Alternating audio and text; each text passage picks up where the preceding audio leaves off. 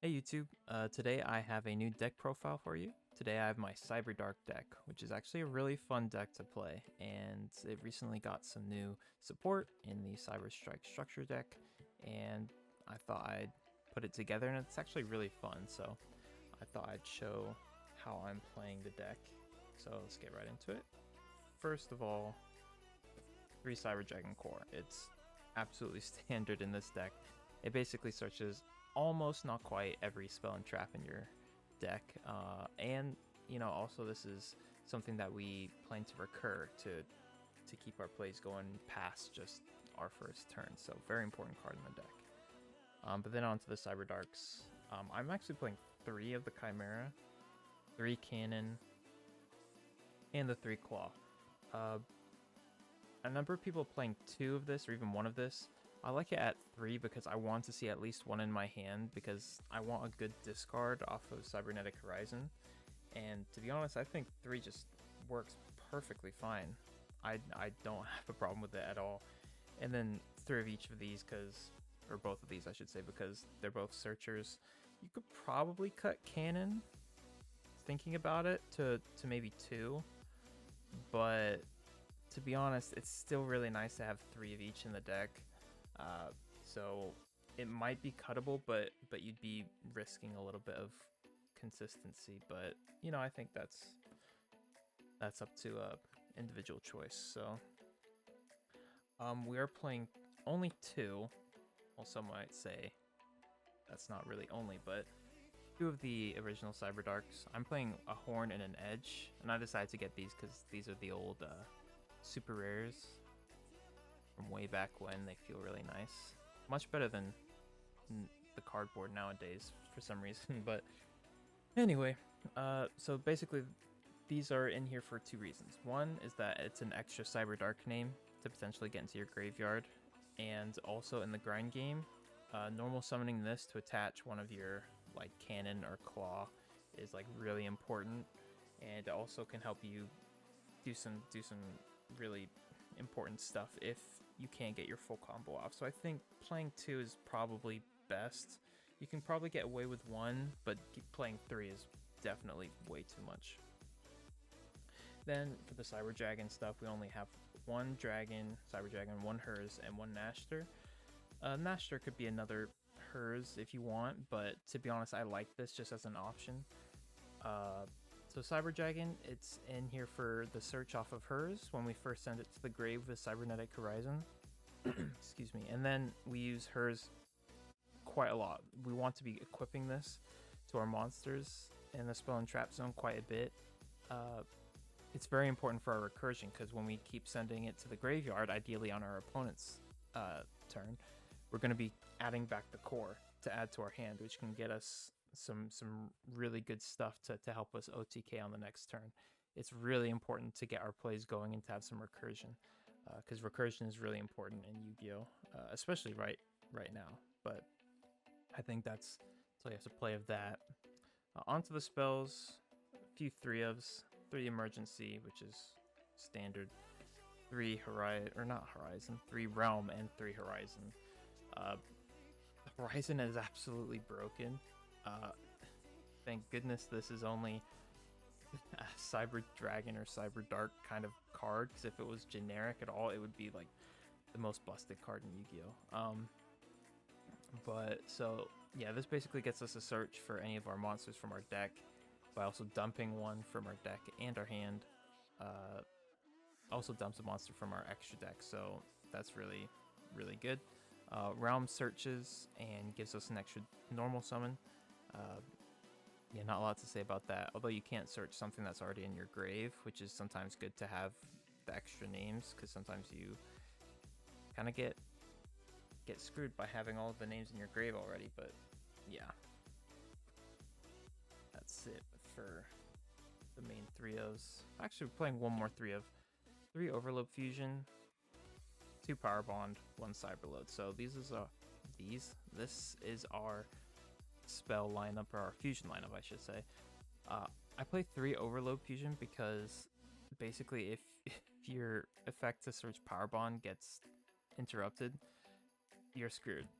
So ideally I want to have Overload Fusion as a backup to draw it for you know, any of our plays really.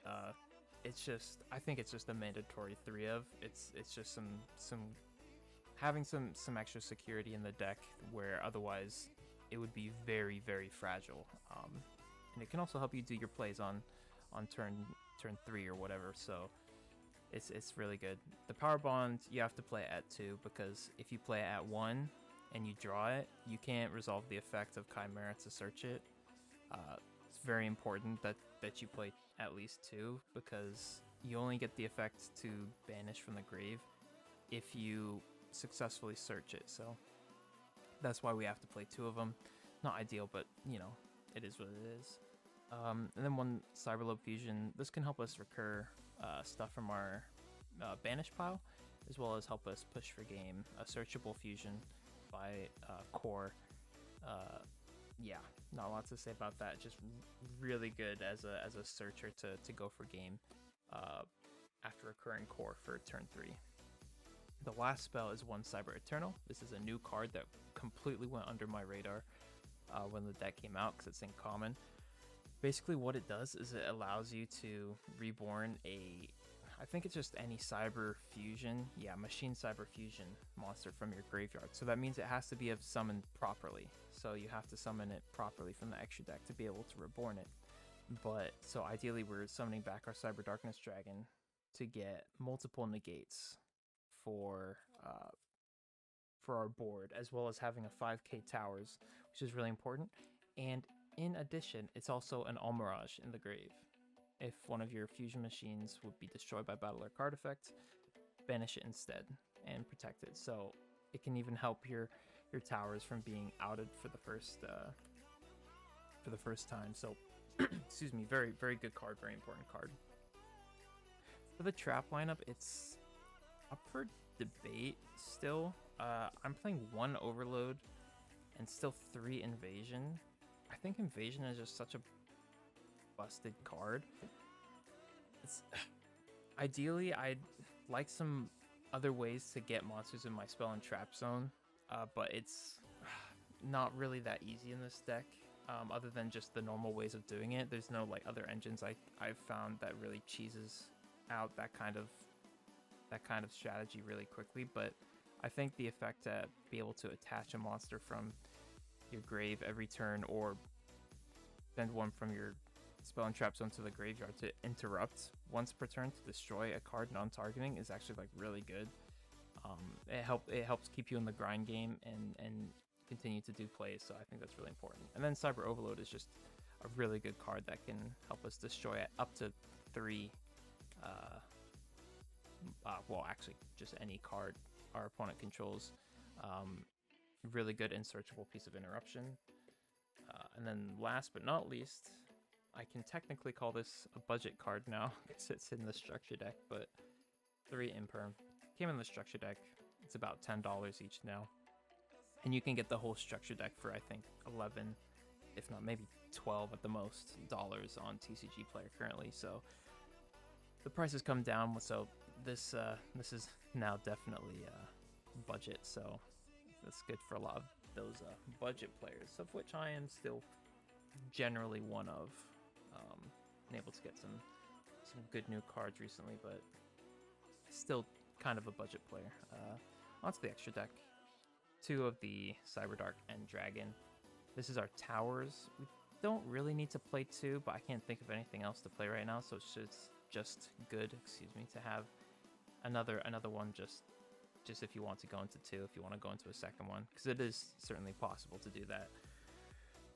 And then we play the 1 Cyber End Dragon to equip to one of our monsters to help us go into this, because we don't actually hard summon this. We use its effect where we just tribute a Cyber Darkness Dragon equipped with Cyber End to summon it. So that's how we do that.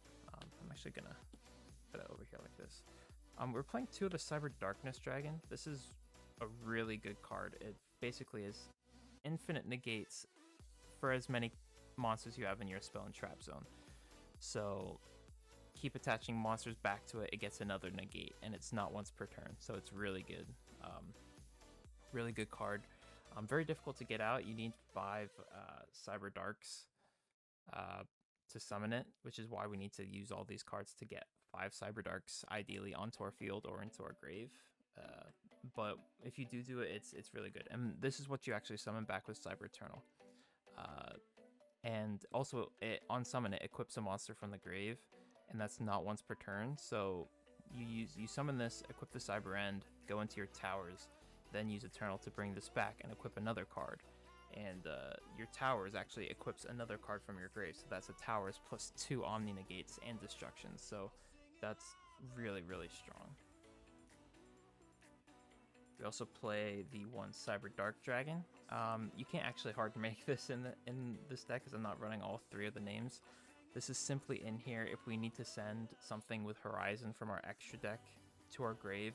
That's a Cyberdark monster. We need to get names in the grave. That's the name of the game with this deck.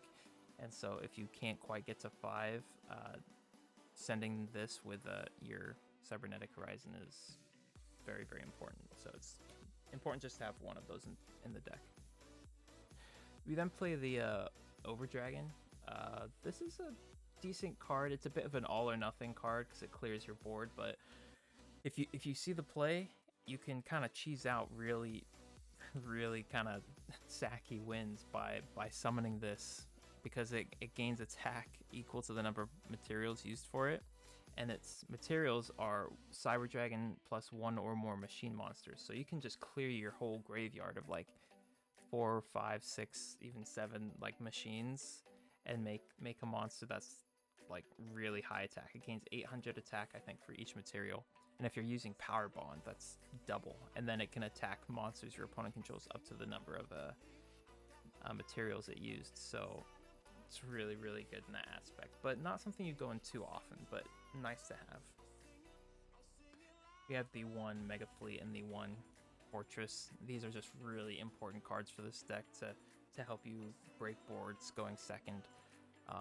Appaloosa in an extra monster zone, get rid of it. Zeus, get rid of it.